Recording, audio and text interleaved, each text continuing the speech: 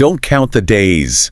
Make the days count. You know, it sounds like something you'd see on a motivational poster, like in a corporate office or something, doesn't it? Yeah, totally. It's almost become this cliche, but when you strip away the overuse of it and actually remember exactly who said those words and more importantly, when and why they said them, the phrase suddenly gets, a lot heavier. It carries the weight of the whole world. It really does. So welcome back to the Deep Dive. Today, we aren't just looking at a sports biography. We are looking at a story that effectively serves as a mirror for, well, the entire 20th century. Absolutely. We are digging into the life of the man who is, without a doubt, one of the most famous, if not the most famous athlete in human history.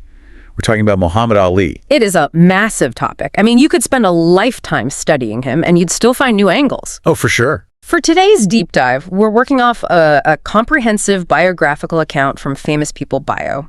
It lays out the timeline, the staggering statistics, and the personal history. But our mission today isn't just to recite a Wikipedia page. We aren't here to just, rattle off a list of boxing matches or win-loss records. No, and honestly, if we did that, we'd be completely missing the point. Because when you actually sit down and look at the source material, you realize this isn't a sports story. Right. Sure, there's boxing in it, obviously. But at its core, this is a story about identity. It's about conviction. It's about the price of standing up for what you believe in. And perhaps most bizarrely of all, it is a story about a stolen bicycle.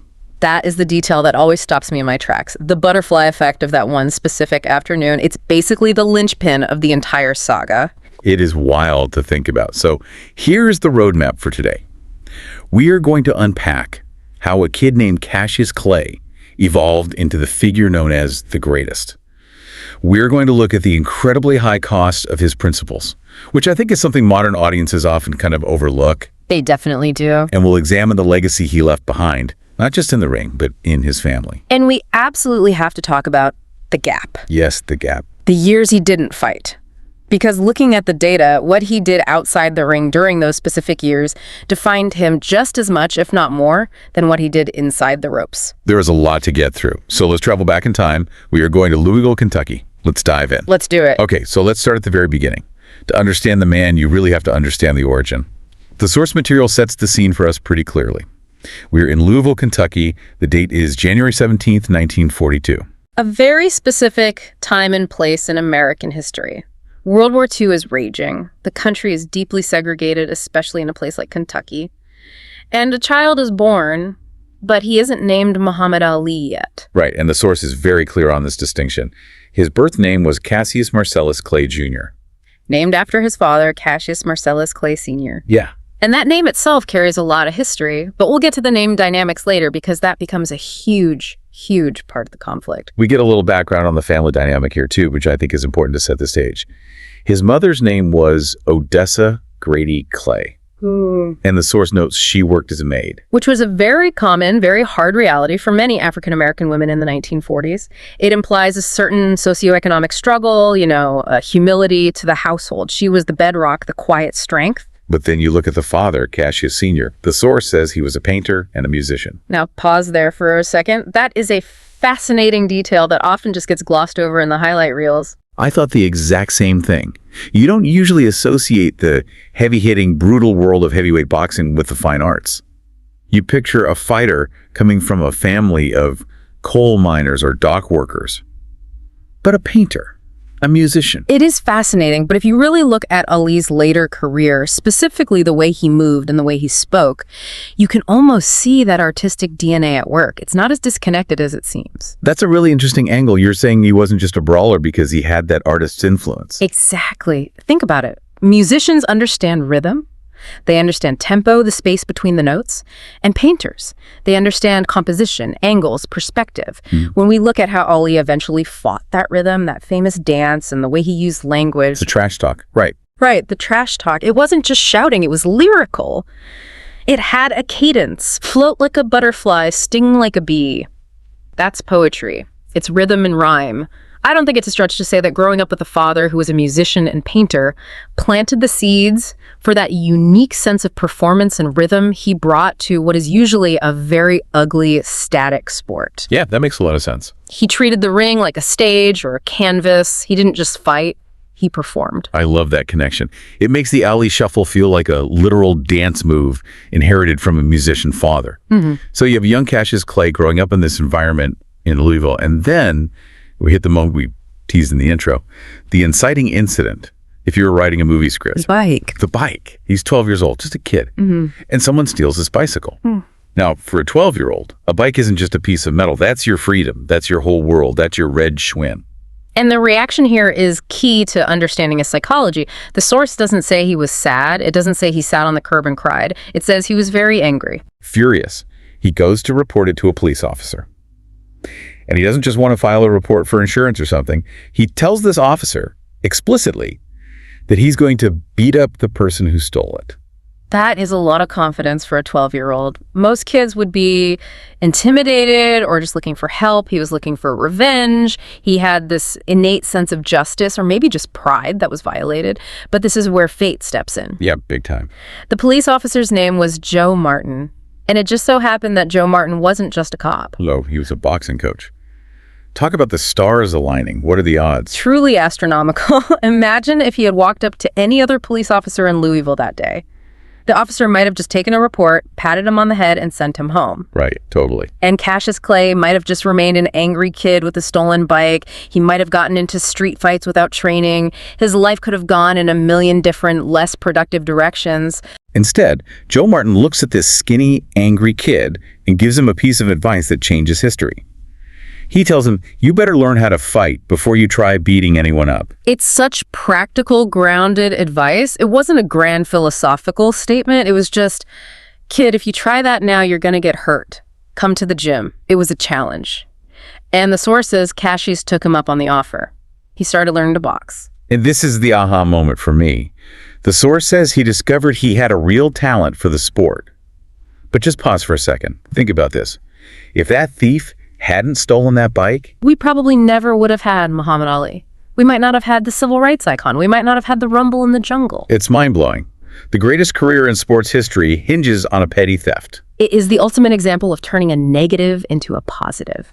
A petty crime, a moment of victimization, fueled a fire that created the greatest heavyweight of all time. He channeled that anger into discipline. He didn't go out and beat up the thief. He went to the gym and beat up the heavy bag. That is a lesson in emotional regulation right there. So he gets in the gym with Joe Martin. And it turns out it wasn't just anger fueling him. The source is very specific here. He had natural aptitude. It wasn't just hard work. The hardware was already there. Right. It mentions his speed. This is crucial to understand. He was much faster than other fighters. And his eyes. The source mentions he had exceptional eyes. Now, I've heard of hand speed or foot speed. But what does the source mean by exceptional eyes in a boxing context? It's about visual processing speed.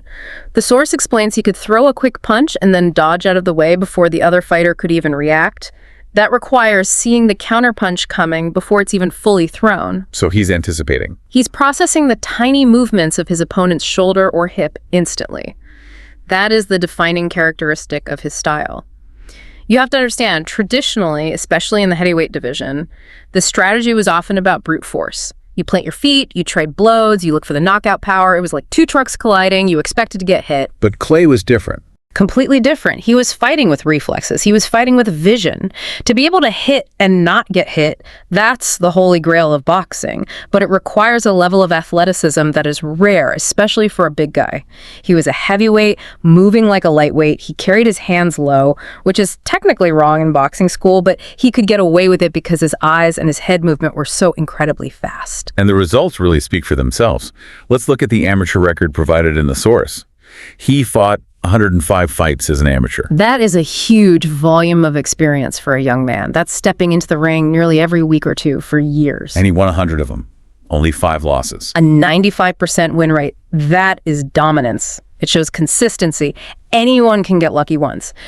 To win 100 times means you have solved the puzzle of amateur boxing. You've seen every style, every height, every reach, and you figured it all out. He won several Golden Gloves championships, too. And the source says he was soon considered one of the best amateur light heavyweight boxers in the world. Notice the weight class there, light heavyweight. He was still filling out his frame. But that speed he developed, he carried that with him even as he got bigger and moved up to heavyweight. That was his secret weapon. He kept the speed of the smaller man while gaining the size of the bigger man. And that amateur career culminates in the biggest stage of all, 1960, the Olympics. Rome, Italy, the ancient city. It's poetic, really. The gladiators. He travels to Rome.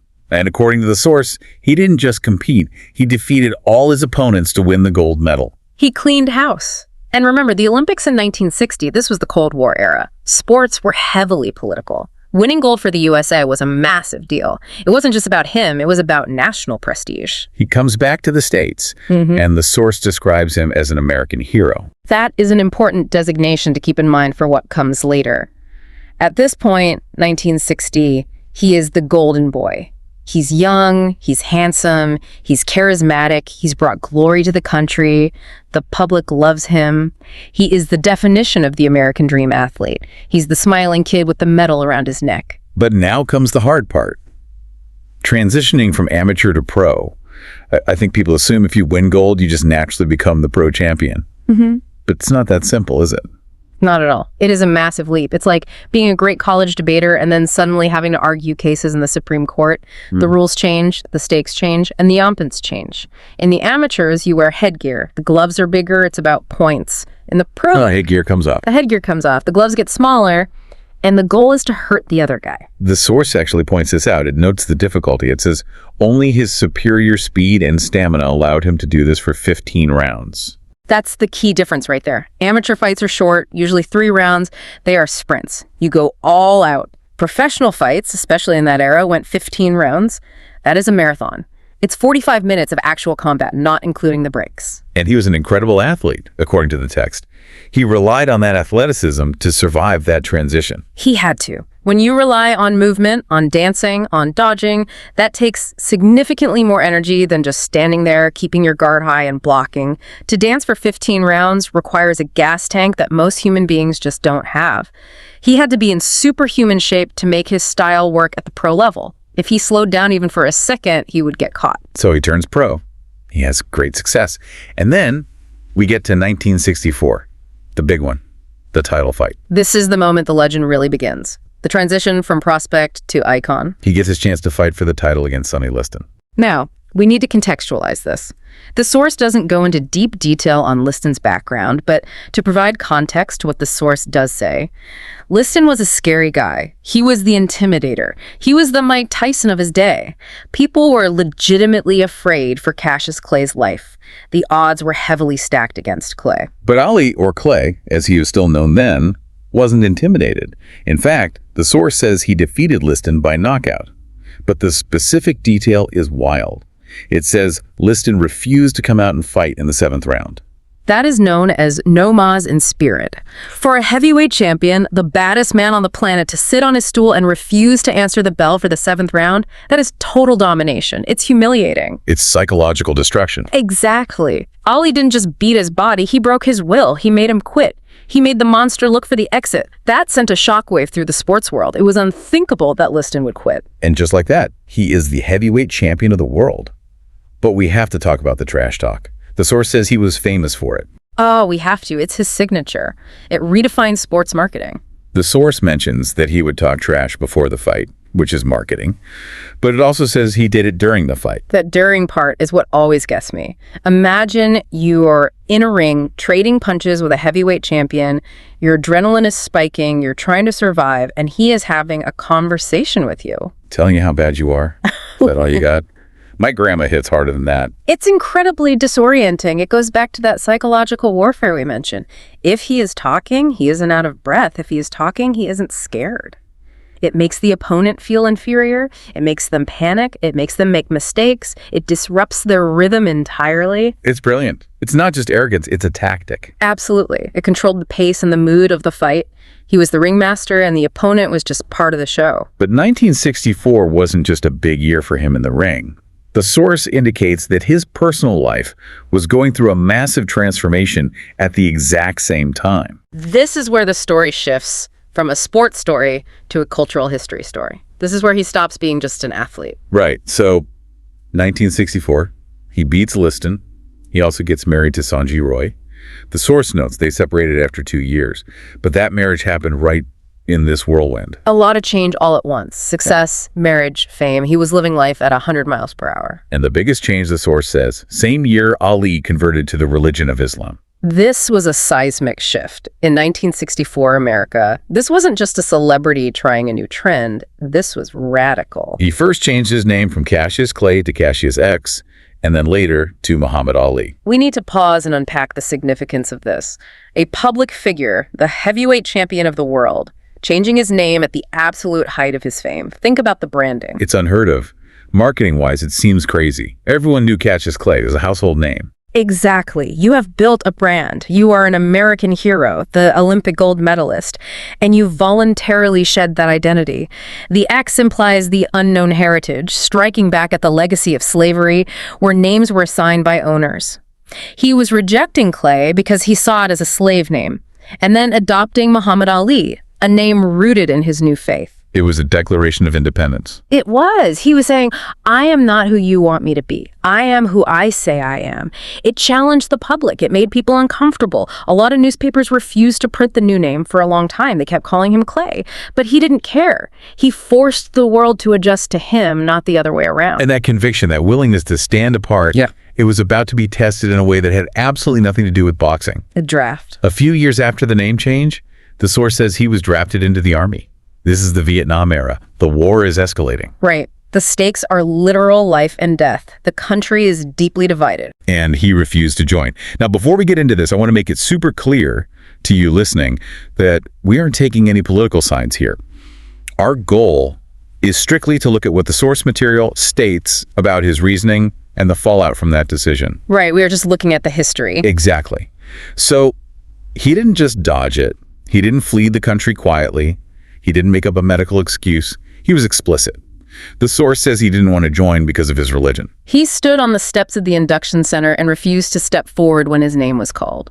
And the consequences were immediate and severe. They threw the book at him. They wanted to make an example of him. The establishment was furious. Here is this prominent black man, this influencer, before we even had the word influencer, telling people no. The Boxing Association refused to allow him to fight. The source states he was banned for 3 years, starting in 1967. Let's look at the math on that. He was born in 1942.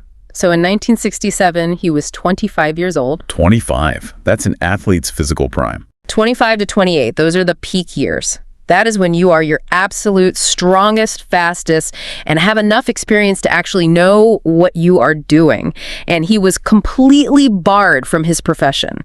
Imagine LeBron James or Michael Jordan being told they couldn't play for 3 years right in the middle of their prime. Exactly. Imagine Jordan missing the years 1991, 92, and 93. The history of the sport would be completely different. And remember, Ali didn't get banned for drugs. He didn't get banned for a crime like assault. He was banned because he stood by his religious convictions and refused to go to war. He sacrificed millions of dollars. He sacrificed the title. He sacrificed the glory. It's a level of conviction that is almost hard to comprehend today. To have the world at your feet and walk away from it because you believe something is wrong, that creates a legacy that lasts longer than any belt. He proved he wasn't just a fighter in the ring. He was a fighter in life. So he sits out. 1967, 68, 69. He's gone. He's speaking at colleges. He's on TV shows, but he isn't boxing. The world is changing rapidly during these years. The civil rights movement, the anti-war movement. And he is on the sidelines of his sport, but right in the center of the culture. He became a symbol. For some, a traitor. For others, a hero. But then 1970 comes around, the return. Comeback. He returns to boxing in 1970. And the early 70s, the source says this era hosted his most famous fights. This is fascinating because he missed his athletic peak, maybe, in terms of raw speed, that lightning fast kid from 1964. He was a little older now, a little heavier, so he came back with something else. Grit. Toughness, strategy. He couldn't just dance for 15 rounds untouched anymore. The source lists a trinity of fights here, and the names alone are legendary. Even if you don't follow boxing, you know these names. Let's hear them. First, the fight of the century. Now, the source notes something crucial about this one. Yes, it notes that this was Ali's first loss as a professional. That is huge. The invincible man, the man who never lost, finally falls. It proves he is mortal. He fought Joe Frazier, a man with a completely different style, a bulldozer, and he lost. But here's the thing about heroes. They need to fall to rise again. This loss set up the redemption arc. It humanized him. Then we have Rumble in the Jungle. Iconic. Zaire. The atmosphere. Regaining the title from George Foreman. This is where he proved everyone wrong. Everyone thought he was going to get destroyed. Foreman was a giant, a knockout artist who demolished Frazier. And Ali Goes to Africa uses the rope-a-dope strategy, letting Foreman punch himself out and knocks him out. It was a tactical masterpiece. And finally, The Thrilla in Manila. These aren't just boxing matches, are they? They sound like movie titles. They really do. And that's the thing. They were global cultural events. Yeah. Even without the source giving us the round-by-round details, the fact that these names are still used today tells you everything. You don't see fights named like that anymore. And think about the physical toll. The source mentions these battles. Thrilla in Manila implies a grueling war. This was the third fight with Frazier. It was brutal. It was hot. It was pure will. He's taking punishment now. He isn't just dodging anymore. That's a good point. The style had to change. He was older. He couldn't dance for 15 rounds the same way. He had to stand his ground more. He had to absorb impact to give impact. And that accumulation of hits, well, that foreshadows the later chapters of his life. While all this fighting is happening, his personal life is still moving. The source gives us a timeline check on his marriages. Right. It wasn't just turbulence in the ring. He married Khalila Ali in 1967, right before the ban. They separated in 1976. So she was with him through the exile and the big comeback. That's a long stretch covering the most volatile years of his life. Then in 1977, at age 35, he married Veronica Porsche. They separated in 1986. So a tumultuous personal life alongside the professional chaos. It shows that he was human. He wasn't perfect. He was navigating fame, family, and faith all under a massive microscope. Eventually, Father Time catches up with everyone, even the greatest. It's inevitable. No one beats the clock. We get to the decline. The retirement date is listed as 1981. It was pushing 40 by then, born in 42, so 39 years old. In boxing years, that is ancient. The reflexes go first. The eyes that were exceptional, they start to slow down. The final fight listed is a loss to Trevor Berbick. It's always tough to see a legend go out on a loss. You want the storybook ending, the walk-off home run, but boxing rarely gives you that. It usually ends with the young lion eating the old lion. Watching those late fights, it was hard. He wasn't the same Ali. It is sad. But let's zoom out and look at the career summary stats the source provides. 22 professional heavyweight championship bouts. 22 title fights. That is an insane number of times to put your belt on the line. Most fighters fight for the title maybe a handful of times. To defend it, lose it, regain it, defend it again, that is a lifetime of pressure. And he was voted the #1 heavyweight of the 20th century by the Associated Press. So, despite the lost years, despite the final loss, despite the controversy, the consensus is clear. He was the #1. The source material confirms that his legacy is cemented. But the story doesn't end with retirement. And this next part it's heavy. It's where the human element really takes over. The health struggles. The source says he suffered from Parkinson's disease, and the timeline is startling. It started in 1984. That is only 3 years after he retired. 3 years. He barely got to enjoy the retirement. We talked earlier about the tragic irony of his life. Think about it. The man who was known for being the fastest Parkinson's effects movement, it slows you down, it causes tremors, it freezes the muscles, and the man known for his trash talk, for his beautiful, poetic speech, Parkinson's affects the voice. It quiets you. It makes speech difficult.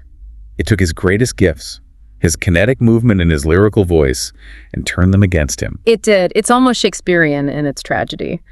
But in a way, it revealed a different kind of strength. How so? Well, he didn't hide. Many celebrities, if they lost their primary gifts, would vanish. They wouldn't want the public to see them weak. But Ali stayed in the public eye. The source mentions he spent much of his time after boxing working for charities. He shifted from fighting people to fighting for people. Exactly. He showed the world his tremors, he showed the world his frailty, and in doing so, he showed that you can have dignity and grace even when your body is betraying you.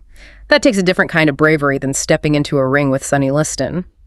When he lit the Olympic torch in Atlanta, his hand was shaking, but he held it high. That image is as powerful as any knockout he ever delivered. That's a beautiful way to put it. And he found stability in his personal life, too, during this time. He married Lonnie Ali in 1986 at age 43, and that marriage lasted until the end. That partnership became a huge part of his later years. Lonnie became his voice in many ways and a partner in his philanthropic work. It gave him the stability he maybe lacked in the chaotic early years. We also have to talk about the legacy he left behind in his children. The source says he had 9 children. A big family, a big legacy to carry. But one name specifically pops up in the source as a torchbearer. His youngest daughter, Layla Ali. The apple didn't fall far from the tree there. Not at all.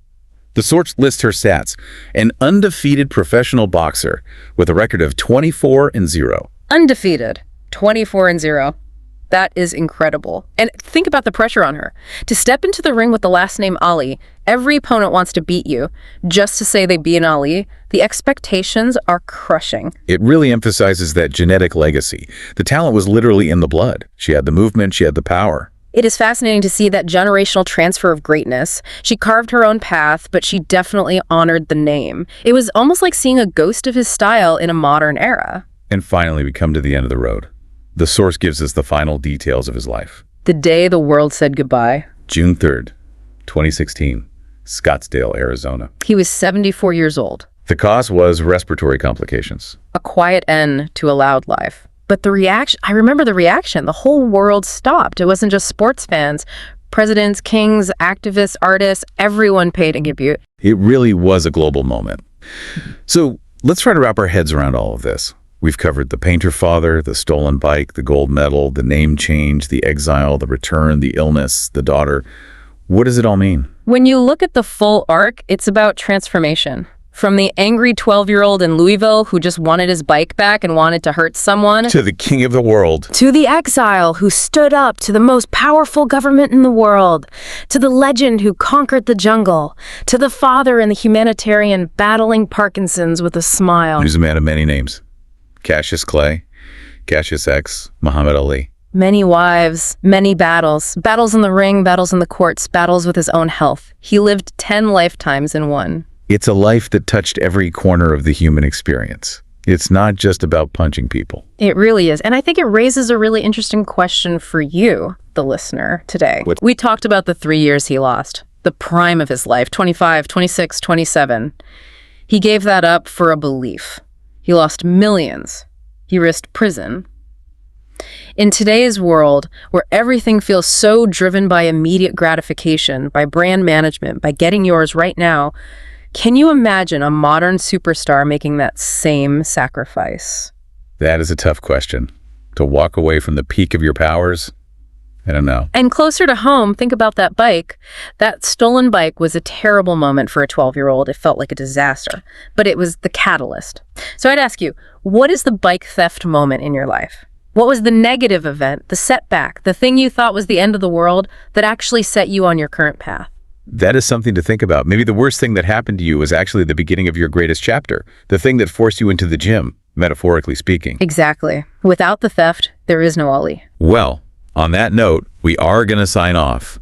It's been an incredible journey through this source material. Remember the words of the champ himself, don't count the days, make the days count. Make them count. Thanks for joining us on this deep dive. We'll see you next time.